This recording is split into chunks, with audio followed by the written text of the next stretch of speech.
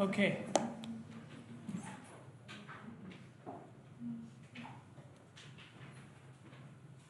Where should she go?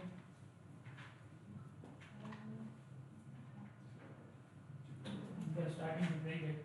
If I fall down, the criminal is not here. Okay. We started the topic of two-lane highways last time. Okay, we discussed the types. Okay, so if I fall down after reading this, she is responsible. Okay.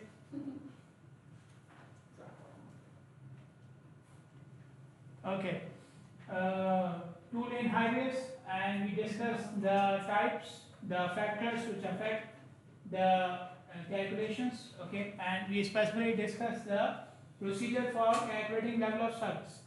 I told you if you have to do the design, you will use the same procedure in a trial and error way. Okay, and you will see if the design value gives you the required level of service, it's fine. Otherwise, we do another trial, follow the same procedure with the new values. Okay, so we need these things. Okay, anyways, we went through them. Okay, so in the end, to find out the level of service, I must know follower density. Okay, the last thing which I need is the follower density. Let us look at an example now. Okay, it's just one example. I had to take it from another book. So we have a segment which is level, okay, and straight, no horizontal curves, and it says passing constraint segment. Meaning what? Passing constraint means what? Huh? Very good. Yes. Passing constraint means what? It's a two-lane highway.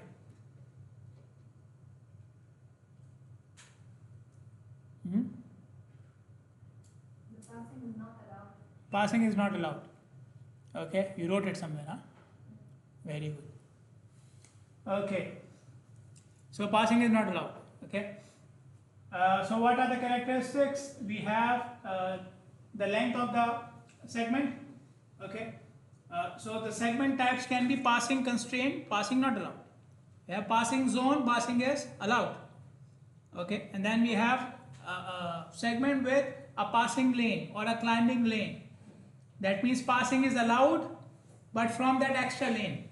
Want to pass, you have another lane in your direction. Okay. So these are three types of segments we have.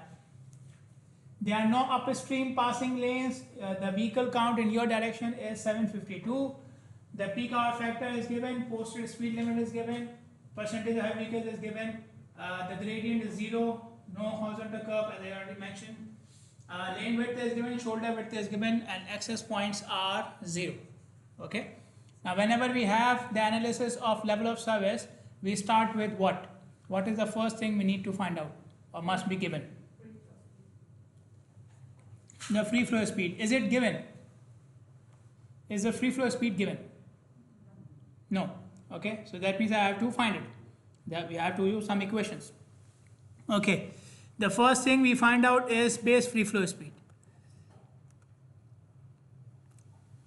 Base free flow speed is 1.14 into the speed limit. The speed limit is given. Tell me the base free flow speed.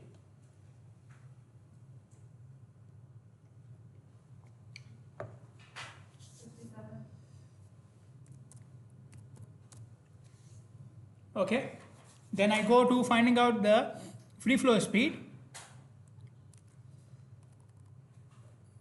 Yeah, this is the equation I have to use for finding out the free flow speed. The first thing I already found. Then I need A. A has this equation. We'll come to it. Then we need factor for lane and shoulder width, FLS, which has this equation, and we need factor for access points. Okay. Let us first of all find out factor for lane and shoulder width. For that, I need the lane and shoulder width, right? So the lane width is given 12 feet, shoulder width given 6 feet. Okay, so these are things you need here. Tell me the factor.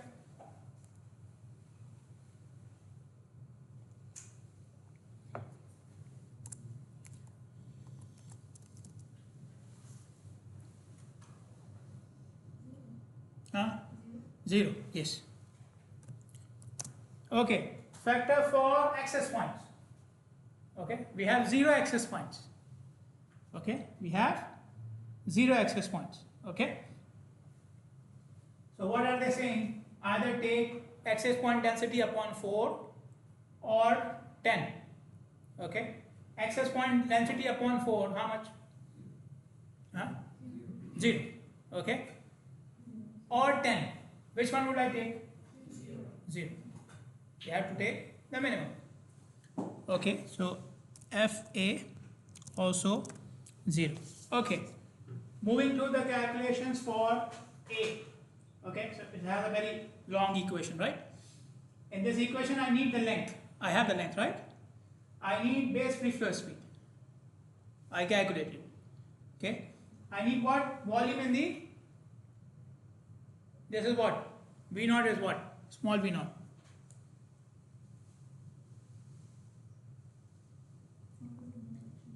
Yes. Flow rate in the opposite direction. You wrote it, right? Yes. People should also write it. Okay. So flow rate in the opposite direction. Is it given? Huh? Is it given? People who have the tablets. Is it given? What are your tablets for? No. It's not given. Okay. It's not given. So I have to find it somehow. Okay. Let's move on. So V naught unknown. We don't know. Okay. Then we have other factors A naught, A1, A2, A3, and so on and so forth. All of them are from this table. To find the factor from this table, I must know the vertical class of the highway. Okay. I must know the vertical class of the highway. Vertical class comes from this table. Okay. So what are they asking for? We have the length here, and we have the gradient on the top. Okay, how much is the gradient of my highway? 0. Okay, so I'm here, right? First column. How much is the length? 0.75. Okay, so 0.75 means I'm here. Okay, so my vertical class is 1.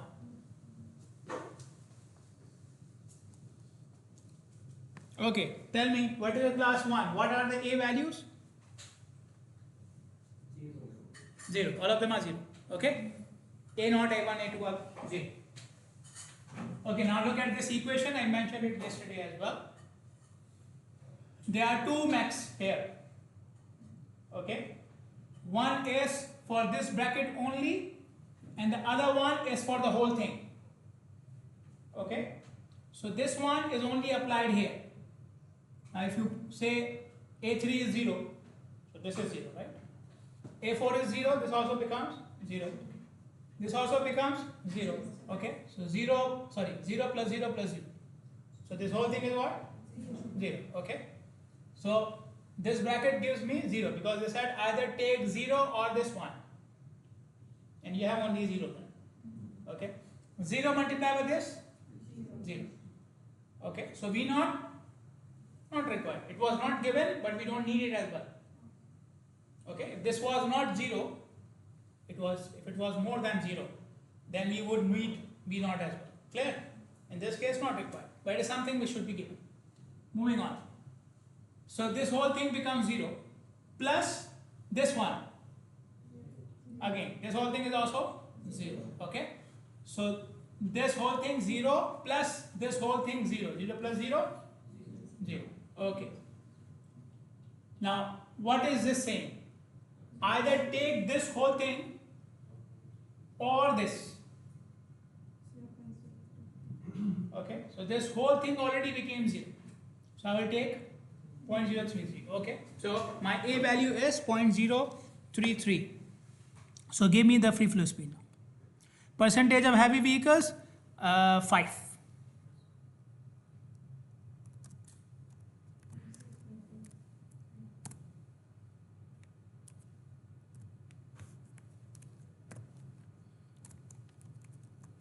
How much?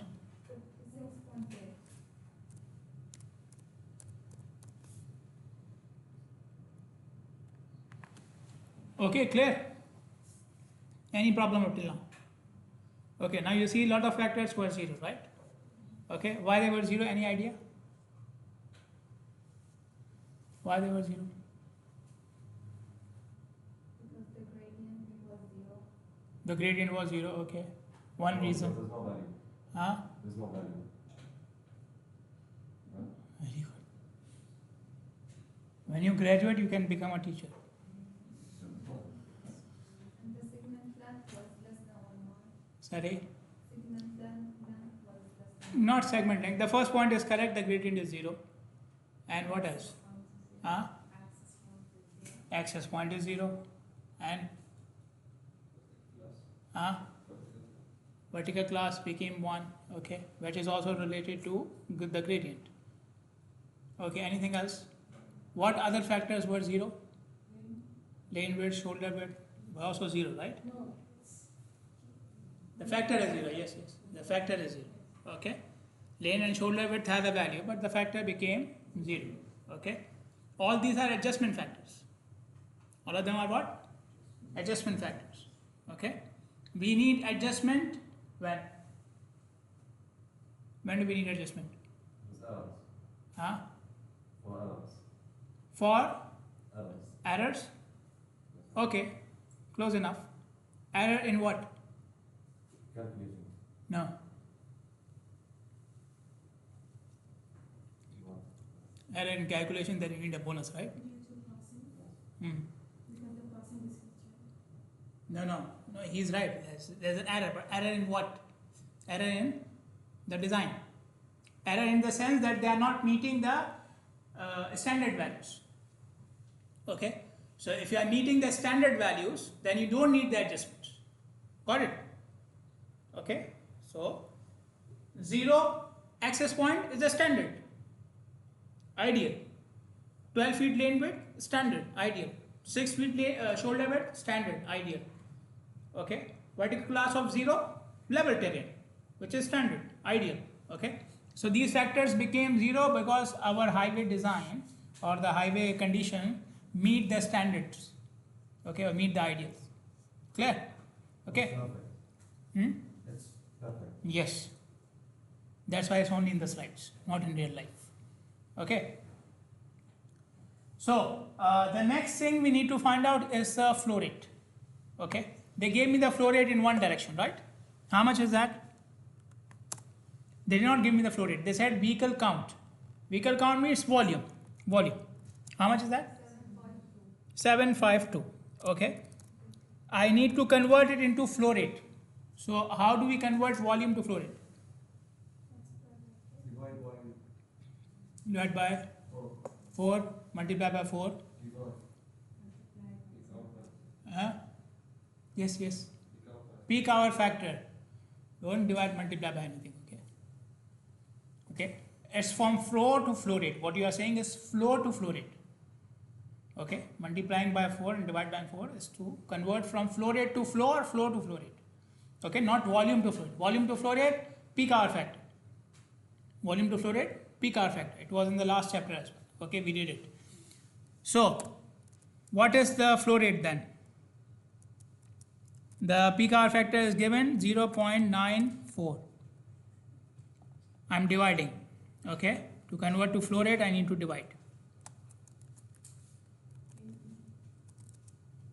800 vehicles per hour. Clear? Any problem till now? Okay, we found the free flow speed, we found the flow rate. Okay, and was one thing, keep one thing in mind, this is also flow rate.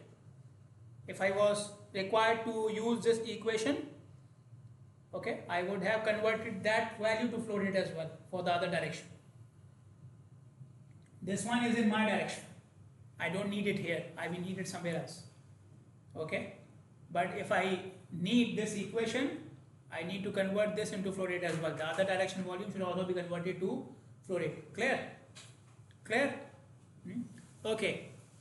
The next thing is you find out if you can use the free flow speed as your average speed. Okay, and for that the limit is 100. Okay, so if your flow rate is less than 100, speed equals free flow speed. Is my flow rate 100 or less than 100?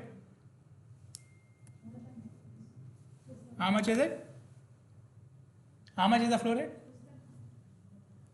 Now, how much is it? 800, right? Okay.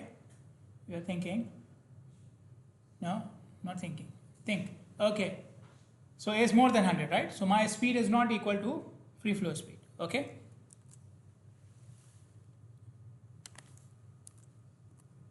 Then the first condition doesn't apply. I need to apply the second condition.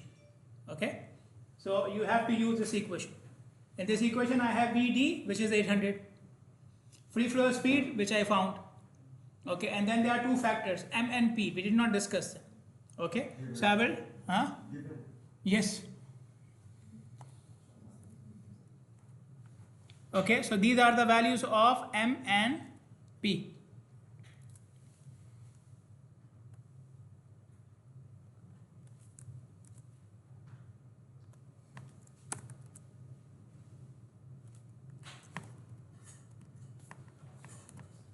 Okay, give me the speed.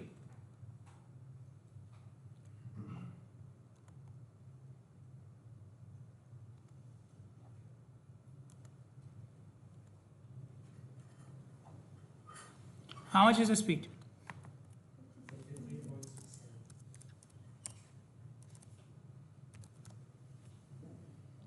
Okay, clear? Okay, moving on to the next step. The next step is to find out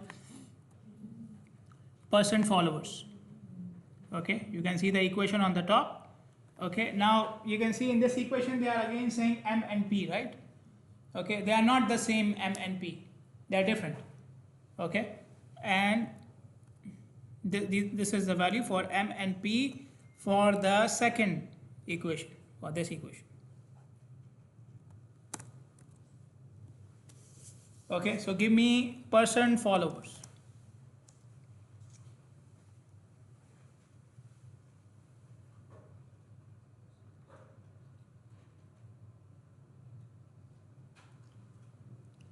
Again, VD is 800, huh?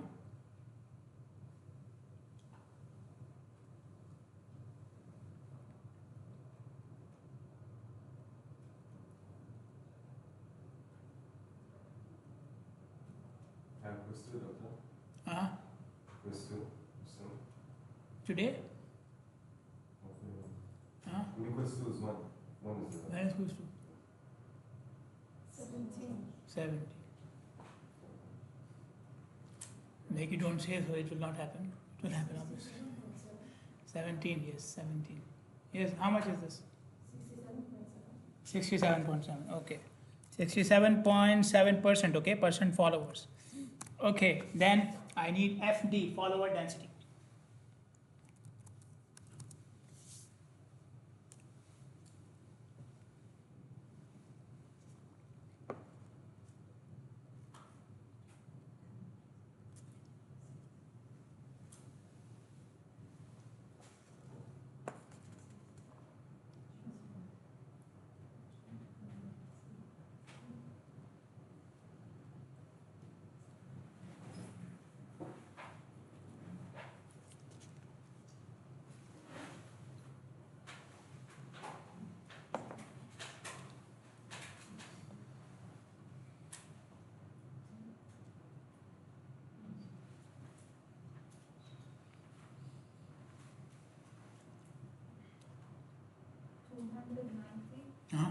Oh.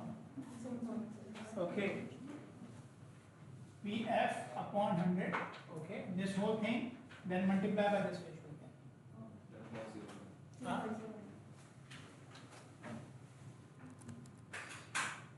10.0 vehicles per mile is density. Okay. Now using this, so it's 10. It's 10. Using this, I will see the level of service. Level of service comes from this table, the first one. Okay. First of all, I should look at my speed limit. My speed limit is 50. Okay. So that means I'm on this side. Okay. Then my follower density is 10. So 10 means I'm here. So my level of service is D. Clear? Okay.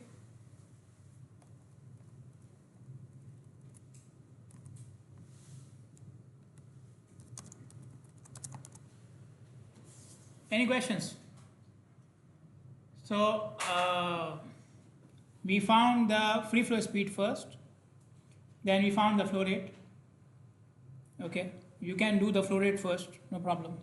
That has nothing to do with the free flow speed. Then after you do this, you will find out the speed, and then you will find out the percent followers and follower density, and it can give you the level of service. During these calculations, we skipped couple of steps, which were for what? Huh? M and P. Okay. And why I'm saying couple of steps? Because you need two M's and two P's. Okay. One for this equation, the other one for the speed equation. You need them. Okay. And both of them have different calculations. You cannot take them same. Okay. And the reason why we skip them is it's very long.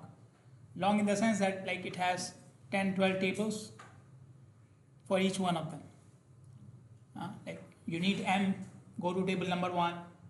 For table number 1, you need C, go to table number 2. Then you need D, go to, just keep on going. Okay, so that's why we didn't do it. Anyways, but if your highway capacity manual is uploaded, the entire procedure is there. Even the example which we did is taken from the highway capacity manual with the calculation of M and P. Okay, you can have a look. Okay.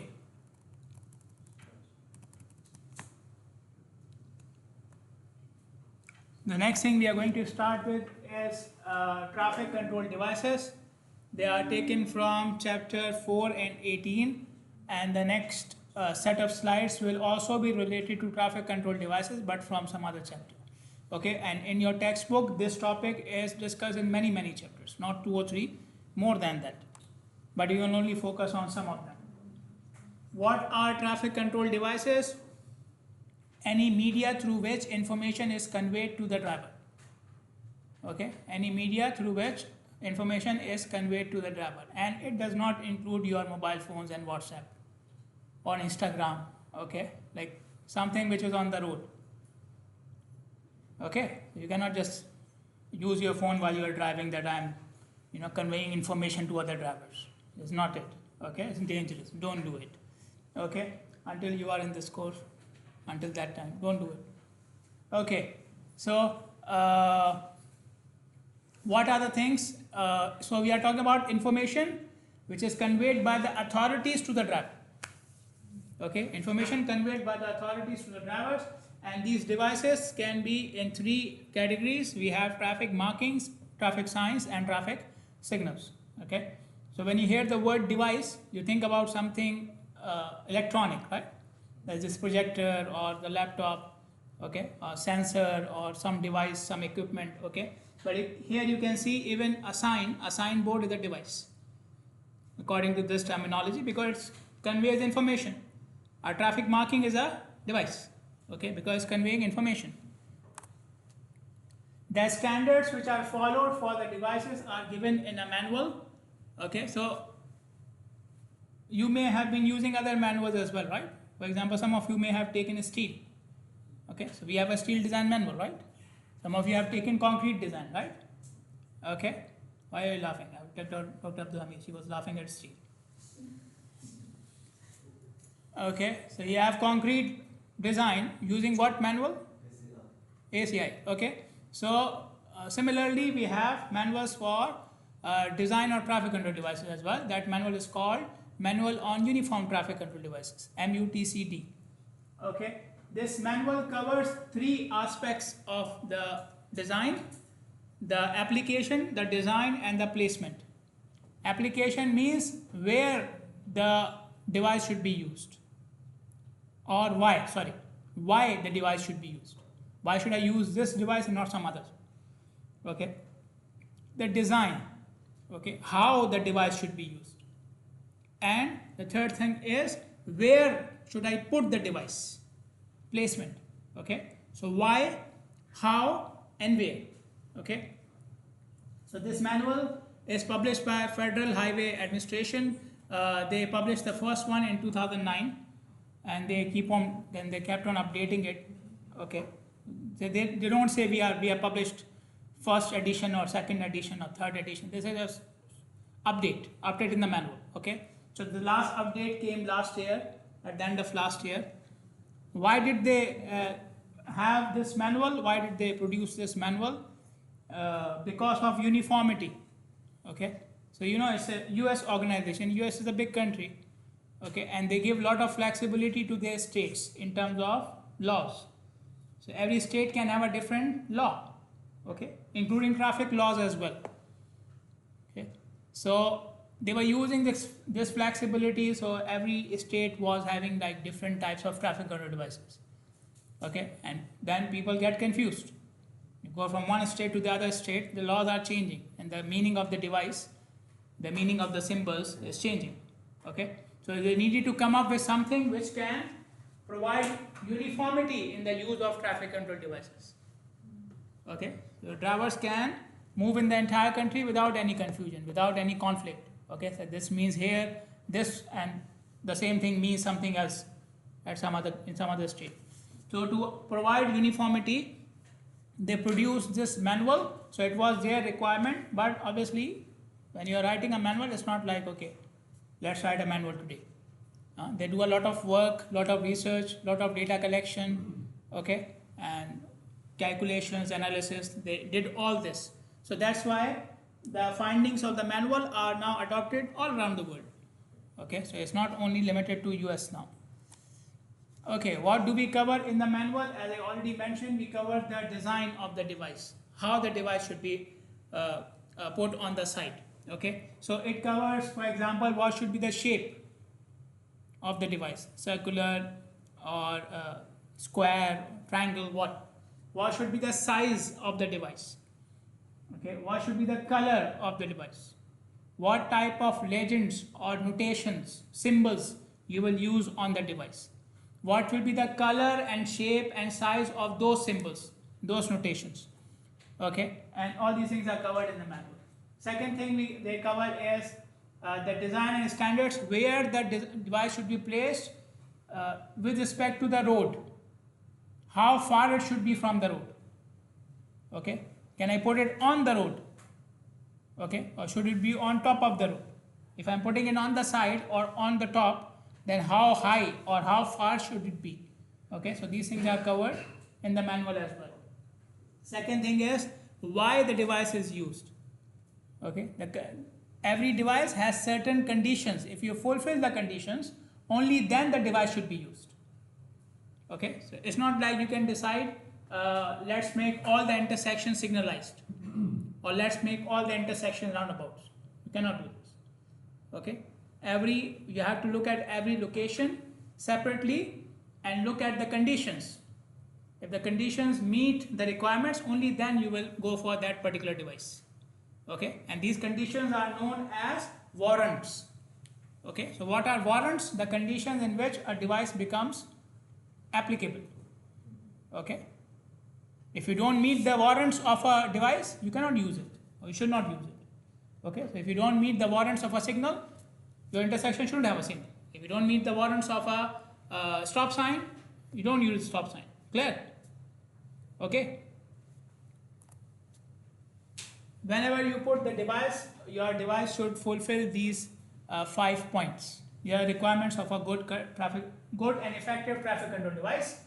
The first requirement is it should always fulfill a need. There should not be anything useless on the road, okay, or on the side of the road.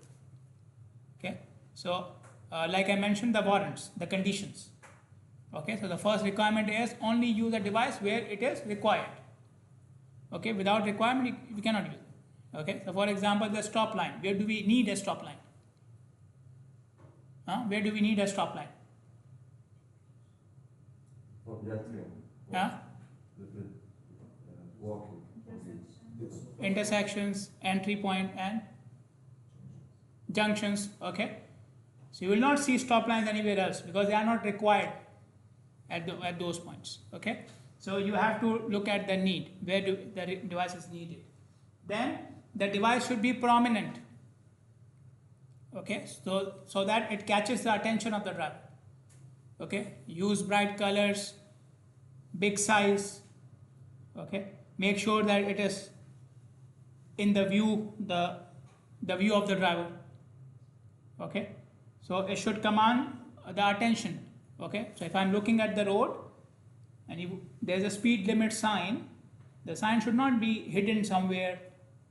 Okay, when I'm looking at the road, I can see the road, the speed limit sign without any effort. This is what they mean. Okay, I don't have to look where is the sign, where is the speed limit, or where is the signal, where is the stop line. I don't have to search for it. So if anything is blocking the device, you have to remove it. Okay, the device cannot be too small that you cannot see it from the distance. Okay, you should not use any colors which are not visible at night or during daylight or whatever. Got it? Okay, so use device in a prominent manner that it immediately catches the attention of the driver. Then the device should convey a clear and simple message. Okay, we are conveying the information to who? Driver. And the driver is doing what?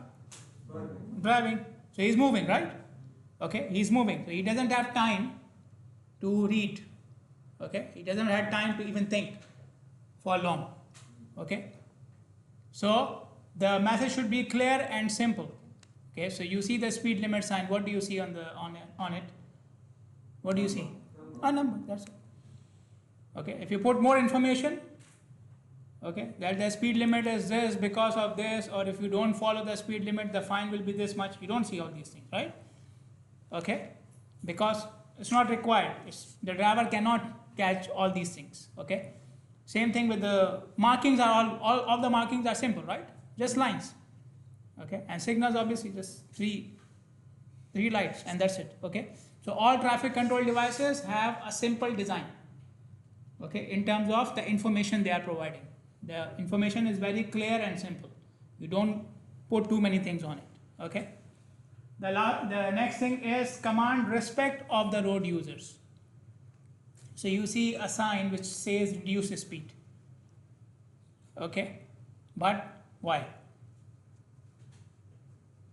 Okay, you will see most of the speed limit signs are there where you actually want to overspeed, right? Huh? Like you have to see the speed limit sign, then you have to look at your speedometer, huh? Because most of the times you are already going above the limit. Okay, so but coming back to the point, a sign says reduce speed, and I don't see any reason.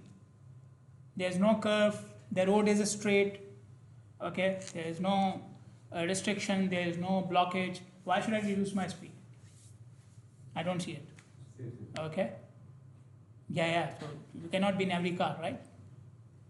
If the driver is asking himself this question, why should I reduce my speed? Okay, he cannot call you and ask, why are they saying this? Okay, so commanding respect means the drivers should be able to see why the message is being conveyed here. Okay, the reason. So if you see this reduce speed and then you see a curve, then you get the point. Okay, it's because of the curve. Okay, you see some barriers, okay, and then you see big equipment, construction equipment on the side of the road. So you understand now why these barriers are there. Got it? Okay, clear? You see a school, and before the school you see a speed hump. Okay, so you see the need for it.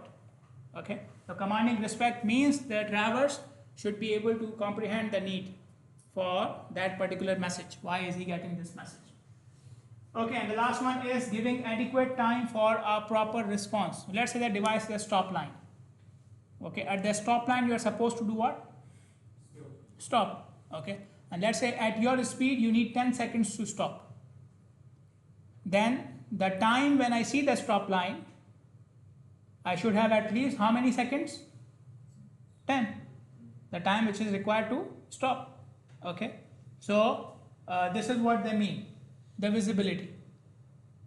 Okay, the driver should be able to view the message, the information, which gives him or her enough time to do what is required.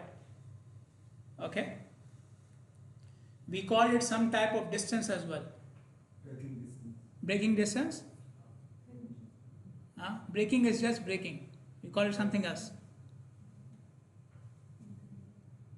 Everybody forgot, huh? Right? Nobody knows. I should call Dr. Rashid. Let him come here. Huh? Yes. What distance? What distance? What distance is required here? Stop exit. It's written somewhere. Yes. Side distance. Side distance. Okay. Stopping is for stop line, obviously. If you're talking about a stop line, then you need stopping side distance, right? Okay. So this is connected with it. Okay. You're providing enough side distance so driver can do the action appropriately, but it can be for stopping. It can be for reducing the speed as well. Okay. So you see a reduce the speed sign before the curve. Okay. So you need the driver to reduce the speed to 20 kilometers per hour. Then you have to give him enough time to reduce the speed before the curve. Okay, so these are the requirements of traffic control devices. When we are communicating with the driver, we already said that the communication should be clear, meaning the message on the device should be clear. It should follow some standard. So we already talked about the standard, right? Which standard we are following? AASHTO, very good. I didn't even say this word today. Which standard we are following? ACI, right? No. MUTCD. Okay. Okay. And the next, so we have to follow some standards so that it's uniform. Okay. There's no confusion for the driver. It means this here. So what does it mean in some other street or so on some other highway? Okay. So there's no confusion. And then we have to make sure that we are doing it with redundancy. Redundancy means what? Repetition, right? You translated from Arabic, right? Yes. Easier this way, right? So you have to repeat the message like I do in the class. Okay. So how do we do the repetition with the traffic control devices? Repetition can be done with the design of the device. Okay. For example, the design of the device includes its color, shape, and pattern. Okay. So you see the white lines on the pavement, they are used for what? The white lines. What lines? What pavement? The white lines on the pavement are used for what? For the lanes, right? She's the only one who sees it. Nobody else. For the lanes, right? Some of them are dashed lines, some of them are solid lines, but white means what? This is your lane, right? Okay, so the color of the device is telling you that this is your lane, okay, and the pattern itself is telling you that this is for lane marking. Okay, the pattern can change, but the color tells you that this is your lane. Okay, if you are talking about a sign, for example, if you talk about a stop sign, okay, stop sign usually circular, and the color is what? Red. Okay, and what is written on the stop sign? Stop. So let's say somebody cannot read. Okay, but even the color and the shape is enough to get the message that this is supposed to be a stop sign. Got it? Okay, so there are multiple items in the design. If you miss any aspect of the design, you cannot see the letter, you cannot see the color, but the other items, the other aspects are enough to give you the message. Okay, the device means this. Okay, this is one way of redundancy, one way of the repetition. Okay, that one device has different aspects which are pointing to the same thing. Okay, another method of redundancy is you give multiple devices for the same message. For example, you are coming towards an intersection and you want to let the driver know that this lane is for left turning and the other lanes are for straight. Okay, so you may see an arrow on the pavement. The arrow is showing what? Left turning. This lane is for left turning. You may see a board on the top. Okay, one lane for left turning, then 2 or 3 for going straight. You may look at the signal and you may see a signal which is giving you a left hand arrow. So there is a separate lane for left turning, right? You may see a traffic island. Okay, so they make a small curve between the lanes to make sure that you are on one side. Okay, so all of these things are giving you the same message. You may see 2 or 3 of them on the same location. Okay, this is also redundancy. Okay, repetition. Okay, so repetition can be using the same device with different aspects, or using different devices for the same message. Okay, moving on to the devices we have markings, signs, and signals. Traffic markings are the most commonly used devices, okay, and we have three types of markings: longitudinal, transverse, and then we have object markers and delineators. Longitudinal markings are what? Tell me. Longitudinal means what? They go across the entire lane. What do you mean across the entire lane? Longitudinal. Longitudinal is along what? Along the segment, along the length. Okay. Give me an example of a longitudinal marking. What marking is? Yellow shoulder. Yellow shoulder. Dash for lane. Okay. You will see some marking for pavement edge as well. So you get the idea. Then we have transverse. So transverse means in the other direction. Okay. So give me an example for transverse marking. Pedestrian. For pedestrian crossing. Okay. What else? I already mentioned one. Which one? Which one did I mention already? Huh? The arrow. Okay, fine. Anything else? The stop line. Okay. The stop line is also transverse, right? Okay. Parking. The markings which are done for parking spaces, these are also transverse. Okay, then we have object markers and delineators. What are object markers and delineators? These things. The first one is called as an object marker, and these small ones are called as delineators. Okay, so these are small objects. Because of their size, we don't put them with the traffic signs. Traffic signs are usually higher than this. Okay, so we, instead of making a new category, they said, okay, put them with the markings. Okay, an object marker indicates an object which is coming in your path. Okay, so the picture which you see show the traffic island. So you're coming towards an intersection, and then you see this, that there's a traffic island, and I have to be on this side or that side. Okay, you will see it on T intersections as well. If you are coming, okay, and there's a T intersection, so you cannot go straight. So you may see an object marker there. You may see it near ramps as well. Okay, then we have delineators. Delineators are usually before the marker. These ones are before this. They are for the same location. Okay, so delineators tells the driver where they have to start diverting. Okay, so somebody is coming from here, and this object is in front of it. Okay, so at what point they start to divert. So the delineators are like warning for the object. Okay, or giving the path to the driver. Now from this path you start to divert. Okay, if you continue, you will hit the curb and so on. Clear? Okay. Then we have traffic signs. Traffic signs can again be three types: regulatory, warning, and guide signs. Regulatory signs are those which tell you about a traffic law. For example, the speed limit. Okay, give me another example. Stop sign. Okay, and what else? Roundabout. Yield sign. Roundabout. There's a circle inside of it, like there's a roundabout coming in front of No, it. no, that is something else. Okay, so a regulatory sign tells you about a specific law, that you have to do this, like a one-way sign. Okay, so it tells you that this is one way, you cannot enter from the other side. Okay, so these are the regulatory signs. Then we have the guide signs. Guide signs tell you about an object or a facility or an area. Directions. Guide signs are for directions. Okay, so you see these guide signs there. Okay, they are for specific areas. You may see guide signs for gas stations on the highway. Okay, for hospitals and so on.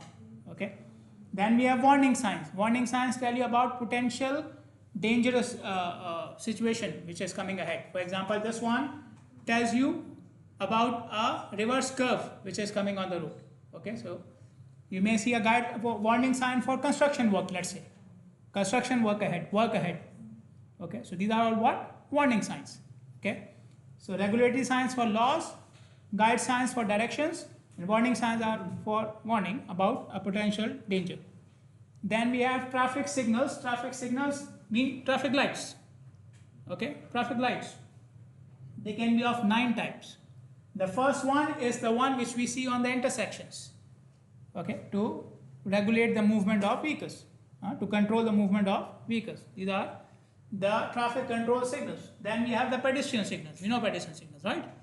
Okay, but these are not the ones on the intersection. We are talking about pedestrian signals which are on the roads, on the mid-block locations. Because if it is on the intersection, then it is the first type. Okay, it will be the first type. Clear? So here we are talking about exclusive pedestrian signals, which are for pedestrians only. Okay, so they are in the mid-block locations. Then we have emergency vehicle traffic control signals. Okay, you can place them, let's say, on the gates of hospitals, for example. So when an ambulance is coming out, you give the road a red signal, so the ambulance can come out safely without any stoppage. Okay, or you can connect them with sensors with any other emergency vehicle as well, for example, fire trucks. So when the fire truck is coming, the sensor senses that there's a fire truck, and it can change the signal timing according to the direction of the fire truck. Okay. Then the next one is traffic signal for one lane two-way facility. So you have one lane. Okay. You have signals on both ends of that lane. Okay. This one has a signal, that end also has a signal. When you want to use this lane for this direction, this one becomes green, the other one is red. Okay, so from there it's no entry, and from here it is one way. Okay, when you want to use the same lane for the other direction, okay, so this one will become red and the other one will become green. Okay, so from here it is one way, here it is no entry. Okay, so again those type of signals. Then we have signals for freeway ramps. You may have seen, okay, usually on ramps, when people are trying to enter the highway and there are too many which are coming from the ramps, they will disturb the flow on the highway. Okay, so to control this, to make sure the flow on the highway is not disturbed, okay, we put a signal for the ramp, only for the ramp. So it will make sure that too many vehicles do not enter the highway at the same time. They will let 2-3 vehicles at the time, and so the highway flow is moving on undisturbed. Then we have traffic signals for movable bridges. You may have seen the London Bridge, okay? The videos for the London Bridge, it opens like this for the ships to go. Okay, if you haven't seen it, see it, okay? What's the name of it? London Bridge. Okay, there's a poem for that as well. Okay, so the bridge opens so the ship can pass. Okay, so obviously the bridge is the road, right? You cannot open the bridge where there are cars here. Okay, it will be fun, but people will be dying. Okay, so when you open the bridge, you have to make sure the bridge is clear and nobody is entering. So the signals become red at both the ends. Okay, so this is a movable bridges. Then we have lane use control signals, which is, for example, you have 3 lanes straight and 1 for left. Now, after 1 hour, left turning volume is more. So why should I have 3 lanes for straight? So I have signals which change the lane use. So the signal will show me now we have 2 lanes for left turning. Okay, so you can change the use of the lane according to different times using the signal. Okay, so 2 lanes for left turning, 1 lane for right turning, something like this. Flashing beacons, flashing lights. You may have, so we use it where, for example, near pedestrian crossings, school crossings. So these are flashing lights. Okay, you may have seen them near construction sites as well. Okay, something like this. So they keep on flashing to give the message to the driver, go slowly. Okay, there could be crossing or there could be some other danger ahead. In roadway lights are these. So they are lights on the road. Okay, and they are showing here what? The crossing. Why do we need the lights? Because of the weather condition. There are countries where the weather condition is not good. Visibility is usually not good, especially for the markings. Okay, so markings are provided, the important markings are provided with lights so that people can see it. Clear? Any questions? Okay, thank you.